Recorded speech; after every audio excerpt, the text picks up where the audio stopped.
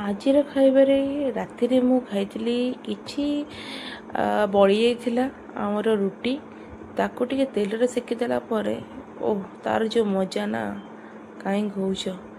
ଆମର ରୁଟି ଯେଉଁ ତେଲରେ ସେକା ହେଲା ପରେ ଯେଉଁ ଖାଇବାର ମଜା ପୁରା ଅଲଗା ପ୍ରକାର। ତା ସହିତ ମୁଁ ବନା ହେଇଥିଲା ଆମର ଚିଲି ପନିର। ଦେଖନ୍ତୁ ପନିରଟାକୁ ବହୁତ ଭାଜି ହେଇଛି। ଏଇଟା ଆକ୍ଚୁଆଲି ଏତେ ଭାଜିବା କଥା ନୁହଁ, ସେ ବହୁତ ଭାଜି ହେଇଛି, କିନ୍ତୁ ତା'ର ଗ୍ରେଭି ଯେଉଁ ଥିଲା ନା ପୁରା ମସ୍ତ ଥିଲା ଗ୍ରେଭିଟା।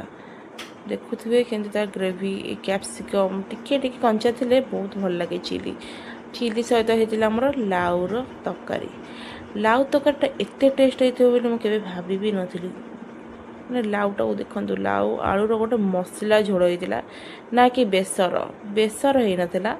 ଟିକେ ଗରମ ମସଲା ଦେଇକି ଝୋଳ ହେଇଥିଲା। ତା ସହିତ ଯେଉଁ ଖାଇବାର ମଜା ନା କିଛି ନିଆରା ଥିଲା।